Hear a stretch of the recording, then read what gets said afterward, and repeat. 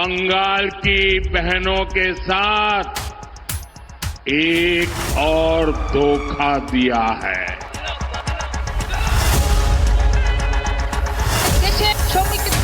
महिला आरक्षण बिल की बात नहीं थी, ये परसीमन की बात थी और परसीमन इनको इस आधार पर करना था जिसमें इन्हें जाति के आंकड़े नहीं देखने की जरूरत होती और अपनी मनमानी करने की पूरी स्वतंत्रता मिलती। ये भाजपा की बदनीयत की भी हार है। महिलाओं की एकता में दरार डालकर उनको ठगना चाहती थी, लेकिन विपक्ष की एकता ने भाजपाई मंसूबों को धूल चटा दी। मुस्लिम महिलाओं की बात करते हैं, वे तब कहां थे जब साबानो प्रकरण में कांग्रेस की सरकार ने मुस्लिम महिलाओं के अधिकार को पूरी तरह उन्हें वंचित करने का प्रयास किया। तो संसद में महिला आरक्षण संशोधन विधेयक गिरने के बाद अब सड़क पर सियासी संग्राम शुरू हो गया है। प्रधानमंत्री मोदी ने कल राष्ट्र के नाम संदेश दिया और पश्चिम बंगाल में वो रैली भी कर रहे हैं और इस रैली के दौरान बंगाल की जमीन पर प्रधानमंत्री मोदी ने टीएमसी और कांग्रेस पर हमला किया और कहा कि देश ने संसद में दोनों दलों का महिला विरोधी चेहरा देखा है। टीएमसी और कांग्रेस बेटियों का हक छीन रही है। उधर बीजेपी शासित राज्यों के सीएम प्रेस कॉन्फ्रेंस करके विपक्ष को घेर रहे हैं। लखनऊ में चीफ मिनिस्टर योगी आदित्यनाथ ने कहा है कि महिला सशक्तिकरण में विपक्ष सबसे बड़ा रोड़ा है। अखिलेश यादव ने कहा कि संसद में जन चेतना की जीत हुई है और बीजेपी की बदनीयती की हार हुई है।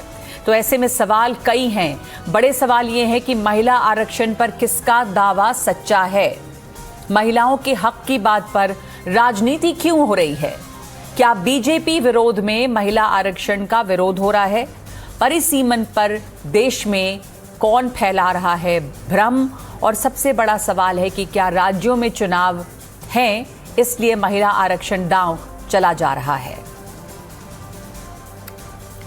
तो हमारे साथ इस पर मौजूद हैं तमाम मेहमान और एक एक करके हम अलग अलग दलों की जो राय है इस पर वो जानेंगे। अनिला सिंह जुड़ गई हैं, प्रवक्ता बीजेपी, गरिमा दसौनी प्रवक्ता कांग्रेस, नाहिद लारी खान प्रवक्ता समाजवादी पार्टी, गार्गी नंदी रॉय राजनीतिक विश्लेषक, सीमा कुशवाहा सामाजिक कार्यकर्ता। आप सबका बहुत स्वागत है। वाद विवाद हमले एक दूसरे पर चल रहे हैं, तो मैं सबसे पहले अगर ये पूछूं नाहिद लारी खान आपसे, आप समाजवादी पार्टी के प्रवक्ता हैं। अखिलेश यादव ने कहा कि बात तो परिसीमन की थी, कांग्रेस ने कहा बात परिसीमन की थी और ये महिला आरक्षण बिल था ही नहीं, तो आप लोग इसे महिला आरक्षण विधेयक नहीं मानते हैं? क्या ये सिर्फ परिसीमन की बात थी? नहीं, अब ये तो आपको मालूम है कि महिला आरक्षण, आप भी लिख रहे हैं कि महिला आरक्षण का विरोध हो रहा है। कहीं महिला आरक्षण का विरोध नहीं। महिला आरक्षण तो ये तो देश की पूरी जनता जानती है, सारी महिलाएं जानती हैं, देश की सारी महिलाएं भी जान रही है कि महिला आरक्षण बिल 2023 में सर्वसम्मति से पास हो गया था। माननीय राष्ट्रपति जी ने उस पर हस्ताक्षर भी कर दिया था। उस वक्त समाजवादी पार्टी सहित संपूर्ण विपक्ष बीजेपी सरकार को कह रही थी कि इसको तुरंत नोटिफाई करिए ताकि 2024 के लोकसभा चुनाव में ही 33% आरक्षण मिल जाए और लगभग 180 महिलाएं जो है एमपीज बन जाती हैं। लेकिन चूंकि बीजेपी एंटी वुमेन पार्टी है, महिलाओं से चिढ़ है, तो इसको नोटिफाई तब नहीं कराए। नोटिफाई अभी 16 अप्रैल को कराए। तो महिला आरक्षण तो कानून बन चुका है, महिला आरक्षण कानून बन चुका है। इसके ऊपर तो कोई बात इस समय जो विधेयक गिरा है उसके क्यों गिराया आप लोगों ने? आप कह रहे हैं कि ये सिर्फ डिलिमिटेशन की बात है। बिल्कुल बिल्कुल। देखिए, दो बातें इसमें। एक तो है कि पिछड़े, हमारी ये भी मांग है कि पिछड़े वर्ग की महिलाओं को कोटा विद इन कोटा मिलना चाहिए। क्या पिछड़े वर्ग की महिलाओं को बीजेपी आधी आबादी में नहीं गिनती?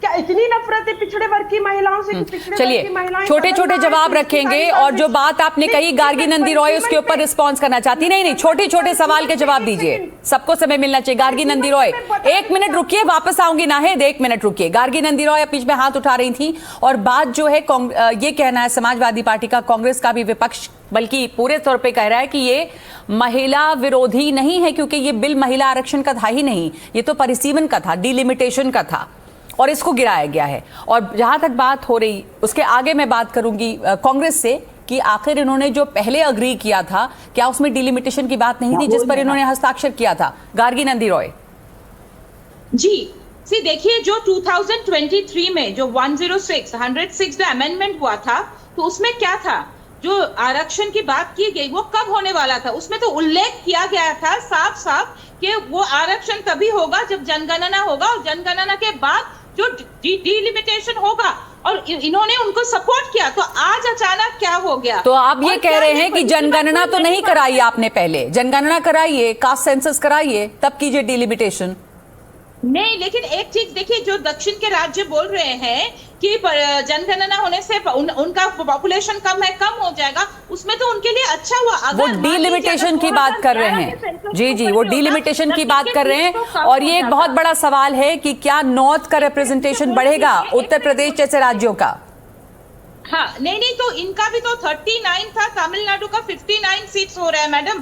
तो तभी तो उन्होंने राजी हुआ था ना कि पुनर्निर्धारण होने के बाद आरक्षण होगी। लेकिन अगर अभी हम 2027 की सेंसस के लिए रुके तो 2034 तक टल जाएगा महिला आरक्षण, तो ताकि उसको 2029 तक लागू होकर पाए। ठीक है, इसीलिए अभी ये तो ठीक है। तो गरिमा दसौनी, आप लोग इस बात को क्यों नहीं मानते कि अगर हम सेंसस के लिए वेट करेंगे, एक मिनट, आपकी बात मैंने सुन ली। गरिमा दसौनी, क्यों नहीं आप लोग मानती हैं, कांग्रेस क्यों नहीं मानती है, अगर हम वेट करेंगे सेंसस के लिए तो ये और डिले होगा, तो इसी के लिए अभी करने के लिए पुराने सेंसस पे, 2011 के सेंसस पे इसको आगे क्यों नहीं बढ़ाया जाए?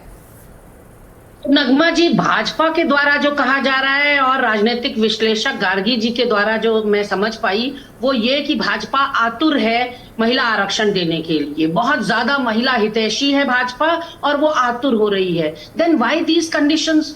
आप परिसीमन भी छोड़ दीजिए, आप जनगणना भी छोड़ दीजिए, आप तुरंत क्यों नहीं लागू करते महिला आरक्षण? अगर आप इतना उछल के आपके मन में इतना उद्गार आ रहे हैं महिलाओं के अचानक से, आप लोग, मुझे तो इन महिलाओं का समझ में नहीं आ रहा है, ये राष्ट्र विरोध कर रही हैं, ये राष्ट्र हित नहीं कर रही हैं। जो आपके स्क्रीन पे महिलाएं सड़कों पर उतरी हैं, मैं समझाती हूँ कैसे। अगर मेरी पार्टी कोई राष्ट्र विरोधी फैसला लेती है और मैं उस पार्टी का साथ देती हूँ तो मैं भी राष्ट्र विरोधी हूँ। पहली बार ऐसा प्रधानमंत्री हमने देखा कि राष्ट्र के नाम संबोधन में विपक्ष को कोसने के लिए आप आ रहे हैं। आज तक जितने प्रधानमंत्री हुए वो राष्ट्र के नाम संबोधन जैसे प्लेटफॉर्म, जैसे गरिमामयी प्लेटफॉर्म को हमेशा या तो किसी बड़ी घोषणा के लिए आपातकालीन स्थिति में राष्ट्र के नाम संबोधन कर रहे हैं। यहाँ 29 मिनट में 58 बार कांग्रेस का नाम लेकर उसको पानी तो आपने जो बात उठाई है कि पब्लिक ब्रॉडकास्टर को इस्तेमाल किया प्रधानमंत्री ने विपक्ष को बुरा भला कहने के लिए, अनिला सिंह, क्या ये सही था? एक मिनट, अनिला जी का जवाब ले लूं इस पर, वो बीजेपी प्रवक्ता है। कल जो सवाल उठा रही है गरिमा कि पब्लिक ब्रॉडकास्टर को राष्ट्र के नाम संदेश, क्या ये होना चाहिए था? मेरी सभी को राम राम, और बिल्कुल होना चाहिए था। इस सारी दुनिया को पता चलना चाहिए था। भारत की जो राष्ट्र की जो मत शक्ति है उसको तो पता चला ही, पूरे विश्व में पता चलना चाहिए कि किस प्रकार का विपक्ष भारतवर्ष में बैठा हुआ है। उसके लिए क्या पब्लिक ब्रॉडकास्टिंग को इस्तेमाल करना चाहिए? राष्ट्र का नाम संदेश जो होता है क्यों नहीं होना चाहिए? आपको लगता है कि जो विमेन एम्पावरमेंट है वो नेशनल इशू नहीं है? पर आप वो ऑपोजिशन पर हमला करने के लिए इस्तेमाल कर रहे हैं। आप एक बार मुझसे क्वेश्चन पूछ लीजिए। हाँ, मैं कह रही हूँ कि आपने या प्रधानमंत्री ने उसको ऑपोजिशन पर हमला बोलने के लिए इस्तेमाल किया। सवाल ये उठा रही है गरिमा। मुझे मालूम है गरिमा जी या कोई और विपक्षी दल की जो प्रवक्ता है, नेता है, क्या बोल रहे हैं, मुझे अच्छी तरीके उसी का उत्तर मैं दे रही हूँ। आशा करूंगी कि आप 10-20 सेकंड जो भी मुझे दे रही है उसमें आप इंटरप्ट नहीं करेंगी। मैं केवल यही कहना चाह रही हूँ कि विमेन एम्पावरमेंट का, ये महिला से जुड़ा हुआ कोई भी विषय होता है वो राष्ट्र का विषय होता है, कोई पार्टी विशेष, व्यक्ति विशेष का नहीं होता है। और बिल्कुल ठीक किया नरेंद्र मोदी जी ने ये बताकर कि किस प्रकार का विपक्ष हमारे राष्ट्र में बैठा हुआ है जो महिला विरोधी है। वो बिल्कुल नहीं चाहते हैं एम्पावरमेंट। ये वही लोग हैं ना, आपने देखा होगा शाहबानो से शाहबानो तक का हो गया, इन लोगों ने इंस्टेंट ट्रिपल तलाक को क्रिमिनलाइज नहीं होने दिया था। आज जब विमेन एम्पावरमेंट जल्दी होना चाहिए तो आपने देखा पार्लियामेंट का या विधानसभा के जो दरवाजे हैं वो मुंह पे बंद कर दिए गए। भाई हम लोग क्या चाह रहे थे? तो माफ कीजिएगा, मैं आपको अब टोकूंगी इसलिए क्योंकि 10-20 सेकंड तो हो गए, लेकिन दूसरा सवाल आप ही से। गरिमा जी ने यह भी कहा कि अगर आप लोग इतने आतुर हैं, यानी बीजेपी इतनी आतुर है महिला आरक्षण के लिए, तो डिलिमिटेशन से जोड़ना क्यों? कर दीजिए सीधे महिला आरक्षण। ये तो तभी बोल देते ना 2023 में, क्या जानकारी नहीं है या तो पूरी तरीके से। एक होता है पैर पे कुल्हाड़ी मारना और एक होता है कुल्हाड़ी पर पैर मार देना। इन लोगों ने कुल्हाड़ी पर पैर मार दिया है। ठीक है, ये क्लॉज 334A के तहत जो है सेंसस और डिलिमिटेशन और ये विमेन जो रिजर्वेशन है ये जुड़ा हुआ है आपस में। यहाँ पर यही बात कहेगी कि अगर हम 50% इन्हांसमेंट सीट्स का एक फॉर्मूला लेकर आते हैं तो जो सेंसस पॉपुलेशन से जुड़ा हुआ है, पॉपुलेशन से जो डिलिमिटेशन जुड़ा हुआ है और डिलिमिटेशन के बाद जो सीट्स अलॉटमेंट होगा तो दक्षिण के राज्यों को पॉपुलेशन पेनल्टी लगेगी। तो अच्छा ये रहेगा कि हम महिलाओं को भी जल्दी दे देते हैं आरक्षण और कोई भी राज्य जो है वो पैरिटी से परा नहीं रह पाएगा। तो गरिमा, ठीक है, तो गरिमा जी गरिमा जी एक मिनट अनिला जी, गरिमा जी आप बताइए कि 2023 में फिर आप लोगों ने इस पर जब दस्तखत किया था तो आपको पता था ना कि डिलिमिटेशन से जुड़ा है, तो फिर आप क्यों शोर हो रहा है? बिल्कुल, मैं यही बात कहना चाहती हूँ। अनिला जी ने कहा कि कास्ट सेंसस या सेंसस जो है वो पॉपुलेशन से जुड़ा है, डिलिमिटेशन पॉपुलेशन से जुड़ा है। एग्जैक्टली मैडम, अगर हमसे झूठ ना बोला गया होता, गार्गी जी आप भी सुनिएगा जरा कान खोलकर, 2023 में विपक्ष से ये झूठ बोला गया कि सेंसस होगा, जनगणना होगी, परिसीमन होगा और फिर महिला आरक्षण बिल लागू होगा। हम उस पर राजी हो गए और विपक्ष ने कोई इफ एंड बट नहीं लगाया और सबने सर्वसम्मति से उसको पारित कर दिया। प्रधानमंत्री मोदी जी ने 2024 के चुनाव में मंचों से कहा कि देखिए हमने नारी शक्ति वंदन अधिनियम को पास करा लिया, देखिए हमने कानून बना लिया, देखिए द्रौपदी मुर्मू ने साइन भी कर दिए और अब तो अधिसूचना भी जारी हो गई। सवाल बड़ा यह है, झूठ हमसे ये बोला गया कि हम सेंसस कराएंगे फिर परिसीमन कराएंगे और अब कह रहे हैं कि 2011 के सेंसस के हिसाब से हम परिसीमन कराएंगे। इसमें जमीन आसमान का फर्क है। मैं अनिला सिंह की जानकारी में देना चाहती हूँ, 10 करोड़ लोगों को, क्योंकि मोदी सरकार जो भोजन की सुरक्षा कांग्रेस ने दी थी इस देश को सौगात के रूप में, खाद्य सुरक्षा बिल, 10 करोड़ लोगों को नहीं मिल पा रहा है। वंचित हैं 10 करोड़ लोग क्योंकि मोदी सरकार 2011 की जनगणना से चल रही है। अब बड़ा सवाल यह है, आपने जनगणना 2021 में करानी थी, देश में कोरोना आ गया, आप नहीं करा पाए, हम सब सहमत हैं, लेकिन 5 साल फिर बीत गए। ये 5 सालों में क्योंकि आप चुनावी मोड में रहे हर समय, क्योंकि आपने 5 साल जाया होने दिए, देश का कीमती समय आपने जाया होने दिया। आपके पास बहुत समय था सेंसस कराने के लिए, फिर भी क्योंकि नियत नहीं है, भाजपा के अंदर खाने इनकी मंशा में खोट है, ये महिला आरक्षण देना नहीं चाहते, वरना सारे बिल आपने बाय हुक और बाय क्रुक पास करा लिए। इसी बिल में आपको पता था आपके पास नंबर गेम नहीं है। अब आगे बढ़ते हैं इस पर कि आगे क्या विकल्प है। क्या अभी भी इस बिल को पास कराया जा सकता है अगर ये बिल पास करने की नियत हो? लेकिन उसके पहले सीमा कुशवाहा, सामाजिक कार्यकर्ता, महिलाओं के मुद्दे से लेकर जुड़ी रही हैं, हमारे साथ अक्सर आप शोज में जुड़ती हैं, बहुत तरह की महिलाओं की समस्या, वंचित महिलाओं, शोषित महिलाओं के मुद्दों को आप उठाती हैं। इस समय महिला आरक्षण बिल को लेकर जो सियासत है उस पर आपको लगता क्या है कि क्या महिलाओं को यह आरक्षण मिलेगा या ये सियासत में ही फंस कर रह जाएगा?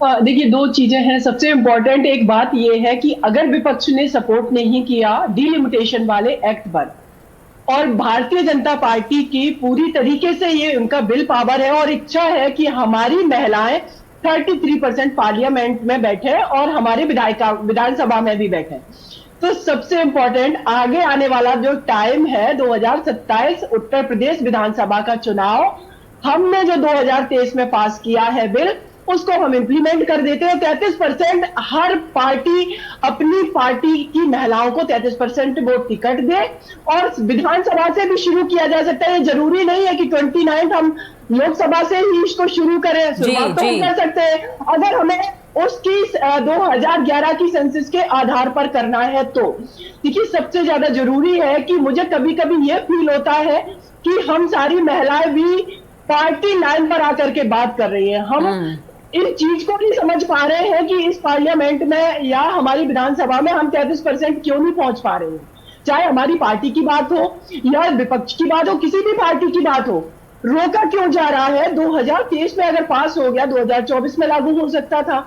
अगर 2024 में लागू नहीं हुआ तो अब जो विधानसभा चुनाव हो रहे हैं उसमें लागू कर दीजिए। और सबसे बड़ी बात है कि डीलिमिटेशन हम बिना सेंसस को कंप्लीट किए नहीं कर सकते हैं नगमा मैम, और जब तक ये नहीं होगा तो एक्यूरेट किसी के पास आंकड़ा नहीं है। जी अनिला जी, आप जवाब देना चाहेंगी? आप अनिला जी इसके ऊपर जवाब देना चाहेंगी कि अगर नियत हो, सीमा कुशवाहा लगातार महिलाओं के लिए काम करती हैं, मुद्दे उठाती हैं, मैं उनको सालों से देख रही हूँ, जान रही हूँ, हमारे शोज पे आती हैं, वो जो कह रही है कि अगर नियत हो तो लागू कर देना, विधानसभा पे लागू कर दें, टिकट्स दे दें महिलाओं को, जैसे कि एक जमाने में मुझे याद है कांग्रेस ने किया था, टिकट्स दिए थे उत्तर प्रदेश चुनाव में, प्रियंका गांधी ने वो कैंपेन लीड किया था, लड़की हूं लड़ सकती हूं। तो अगर सभी पार्टियों की नियत हो तो महिलाओं को ज्यादा टिकट दें तो अपने आप संख्या बढ़ेगी। बिल्कुल बिल्कुल बिल्कुल। सीमा जी के साथ मैंने बहुत डिबेट शेयर करी है, खासतौर से निर्भया कांड के समय काफी हम लोगों ने पैनल शेयर किया। ये काम करती हैं, महिलाओं के लिए काम करती हैं, कोई दो राय नहीं, बिल्कुल ठीक बात कह रहे हैं आप।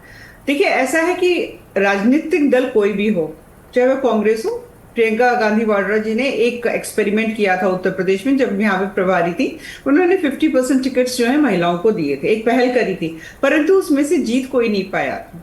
उसका कारण ये है कि केवल टिकट देना बड़ी बात नहीं होती है, आपको ये भी इंश्योर करनी है विनेबिलिटी, कि आपने अपनी जो महिला नेता हैं उनको इस प्रकार से तैयार किया है कि सामने जो पुरुष खड़े हुए हैं उनसे आप चुनावी रण में अपनी जीत हासिल कर सके। तो बड़ी बात यह भी है कि आप महिलाओं को टिकट भी दीजिए और विनेबिलिटी भी इंश्योर करिए, उनको किस प्रकार से चुनाव लड़ना है उसको भी तो आप पुख्ता करिए कि हमने इतने टिकट दे दिए, हमने इतने टिकट दे दिए, इससे काम नहीं चलता है। और मैं फिर एक बात यहाँ विधानसभाओं से शुरुआत करें जाए, विधानसभाओं से शुरुआत की जाए, वो कह रही थी सीमा। मैं इसका जवाब बिल्कुल, मैं तो कहती हूँ, मैं इसको क्यों नकारूंगी भाई, मैं भी एक महिला हूं। और फिर वो कह रही है ना कि आप सेंसस से तो जुड़ा है ही, आप सेंसस कराएं, सेंसस क्यों नहीं किया है? ये गार्गी के पास जाऊंगी, गार्गी नंदी रॉय इसमें कुछ कहना चाह रही थी। सेंसस से जुड़ा है मामला परिसीमन का, सेंसस होगा तो परिसीमन होगा, वरना वो सही नहीं होगा। तो 2011 के सेंसस को लेकर कैसे डिलिमिटेशन हो सकता है? और सेंसस कराने का वक्त बहुत था, क्यों नहीं कराया गया सेंसस? ठीक है, क्यों? अच्छा, पहली बात तो ये जो डिलिमिटेशन पे एक फ्रीज था, सबको पता है कि ये जो फ्रीज था इसीलिए हो नहीं पाया। 1971 के जो सेंसस हुआ था उसके ऊपर से 1977 से ये 543 सीट्स है, और हमारे कॉन्स्टिट्यूशन का मैंडेट है कि हर सेंसस के बाद रीअलोकेशन हो, और 1951 टू 77 के बीच हुआ है। क्या सबको पता है कि जब पहले जो डिलिमिटेशन होता था तब सभी उत्तर के और दक्षिण के दोनों राज्यों की सीट्स घटे थे, क्योंकि पूर्व और पश्चिम और यूटी के सीट्स आ रहे थे। तो इसके वजह से जो सीट्स घटे, आपको पता है नॉर्दर्न जो स्टेट्स है, उत्तर के राज्यों को 3.1 परसेंटेज पॉइंट घटा और दक्षिण का 1.2। तो अगर उस हिसाब से देखा जाए, अगर सदर्न स्टेट्स बोल रहे हैं तो उत्तर के स्टेट्स अंडर रिप्रेजेंटेड रहे। और अभी भी अगर पॉपुलेशन के हिसाब से डिलिमिटेशन होता तो तमिलनाडु का सीट्स घटता, अभी तो बढ़ा रहे थे। ये जो स्पेशल पॉलिसी लाया 50% इंक्रीज, ठीक है, ये एक मुद्दा है। अब मेरा सवाल, दूसरा सवाल जो था गार्गी जी, कि सेंसस क्यों नहीं करवाया गया, सेंसस क्यों टाला गया? 2022 में किस में होना था, उसके बाद का समय था। सबको पता है कोरोना के वजह से, फिर कोरोना था, इलेक्शन, उसके बाद भी समय आया रहते हैं सरकार के पास। तो अभी लेकिन 2027 में तो सेंसस होने वाला है, 27 में होने वाला है। और ये लोग जो कांग्रेस के लोग बोल रहे हैं ना कि ओबीसी के लिए, आप लोगों ने जब 2010 में जब पारित किया था राज्यसभा में, जो लोकसभा में कभी पेश नहीं हुई थी वो बिल, क्या उसमें आप कोटा विद इन कोटा था? आपका नहीं था। और एक बात, ये महिला आरक्षण जो है, ठीक है, नाहिद एक सेकंड, नाहिद इसका जवाब देना चाहती हैं। गार्गी जी रुक जाइए प्लीज, नाहिद इसका जवाब देना चाहती हैं, और उसके बाद कांग्रेस प्रवक्ता गरिमा जी भी। नाहिद लारी खान, अरे बात सुने आप प्लीज, आपको अभी मैंने मौका दिया, आपने जवाब दिया, अब उनकी भी बात सुन लीजिए प्लीज। Gargi ji please. जो सवाल आप पूछ रही हैं कि सेंसस के बारे में जो आप पूछ रहे हैं, इसका जवाब देखिए बीजेपी या बीजेपी के समर्थक देंगे ही नहीं, क्योंकि ये एंटी ओबीसी दलित है। बेसिक इसलिए सेंसस नहीं यूज कर रहे। देखिए पहले इन्होंने कहा था 26-27 का सेंसस होगा, फिर डिलिमिटेशन होगा, फिर महिला आरक्षण बिल लागू हो जाएगा। लेकिन फिर बीजेपी को समझ में आया कि अगर 26-27 का हम सेंसस यूज करेंगे तो विपक्ष जो कह रहा है कि जातिगत जनगणना होनी चाहिए, तो जातिगत जनगणना होगी। फिर जब जातिगत जनगणना होगी तो सब खुलासा हो जाएगा किसकी कितनी आबादी, जब जिसकी जितनी आबादी उसकी उतनी भागीदारी होगी, तो उस हिसाब से परिसीमन हो जाएगा। इसलिए परिसीमन जो है परिसीमन के लिए ये 2026-27 का सेंसस ना यूज करके 2011 का सेंसस यूज कर रहे हैं, ताकि जातिगत जनगणना ना करना पड़े, ताकि जिसकी जितनी संख्या भारी उसकी उतनी भागीदारी ना करना पड़े। आप ये समझिए कि भारत के इतिहास में आप ये अब देखिए एक आखिरी आगे का सवाल गरिमा जी से। बहुत देर बोला है नगमा जी, सबने बहुत देर बोला। कांग्रेस के भी प्रवक्ता है, वो भी आप ही की बात कर रही हैं, समाजवादी पार्टी की तरफ से आपने बोला, गरिमा जी को भी बोलने दीजिए। गरिमा जी, एक सवाल ये भी है कि परिसीमन पर क्या भ्रम फैलाया जा रहा है और क्या इसलिए बच रही है सरकार इस सेंसस से कि वो कास्ट को इंक्लूड नहीं करना चाह रहे, जिसकी जितनी भागीदारी वाला जो मामला है, जिसकी संख्या भारी होगी उतनी भागीदारी होगी, ये नहीं करना चाह रहे हैं, या फिर आप लोग परिसीमन पे भ्रम फैला रहे हैं? नगमा जी थोड़ा सा समय दीजिएगा। देखिए सबसे पहली बात तो ये कि कहा जा रहा है कि परिसीमन आयोग गठित होगा। परिसीमन आयोग क्या करेगा अगर गृह मंत्री अमित शाह सदन में खड़े होकर कह रहे हैं कि 50% सीट बढ़ेंगी? ये आप दारोमदार परिसीमन आयोग पे क्यों नहीं छोड़ रहे हैं कि कितनी सीट बढ़ेंगी कितनी नहीं बढ़ेंगी? पहले जनसंख्या की गणना हो जाने दीजिए, उसके बाद घुइयां छिलेगा क्या परिसीमन आयोग? अगर अमित शाह ने ही सारी घोषणाएं करनी है तो ये 50% का आंकड़ा कहां से आया ये किसी को पता नहीं। दूसरी बात, गार्गी जी, हम लोगों के लिए ये कांग्रेस के लोग अपना मुखौटा खुद उतार रही हैं। आप राजनीतिक विश्लेषक बनकर आए हैं और ये कांग्रेस के लोग, ये विपक्षी लोग, जब आप कहते हैं आप हमें अनटचेबल्स की तरह बात कर रहे हैं हमारे लिए। फैक्ट्स में बात करिए मैम। फैक्ट ये है कि जब परिसीमन होगा आज की जनसंख्या के आधार पर, तो परिसीमन में उत्तर प्रदेश की जो जनसंख्या, नगमा प्लीज इनसे कहिए बीच में ना बोलें, परिसीमन में उत्तर प्रदेश में 1200 से ज्यादा सीट हो जाएंगी विधानसभा की। संविधान कहता है कि 500 सीट के ज्यादा, एक भी सीट ज्यादा हो तो क्या होता है, राज्य बट जाता है। 1200 सीट हो रही है उत्तर प्रदेश की, 2 राज्यों के बराबर सीट हो रही है बिहार की और महाराष्ट्र की। और आपने कहा कि हमने अपने बिल में नहीं किया। मैडम जनसंख्या देख रही हैं आप, पिछले 15 सालों में जनसंख्या कहां से कहां पहुंच गई होगी? आपको क्या सिमिलर सिचुएशन लगती है 2011 की जनगणना पे परिसीमन होना और 2026-27 की जनगणना पे परिसीमन होना? Do you think it is equal? तो यही एक बड़ा सवाल है जिसको लेकर आप सोचिए कि जो बात वो कह रही हैं कांग्रेस प्रवक्ता की, पॉपुलेशन कहां से कहां पहुंचा है, 2011 की पॉपुलेशन के ऊपर क्या परिसीमन सही है? आप सबका धन्यवाद, क्योंकि समय इतना ही है मेरे पास। अभी हम लोग आगे भी इस पर चर्चा करते रहेंगे आने वाले दिनों में, लेकिन अभी के लिए इतना ही।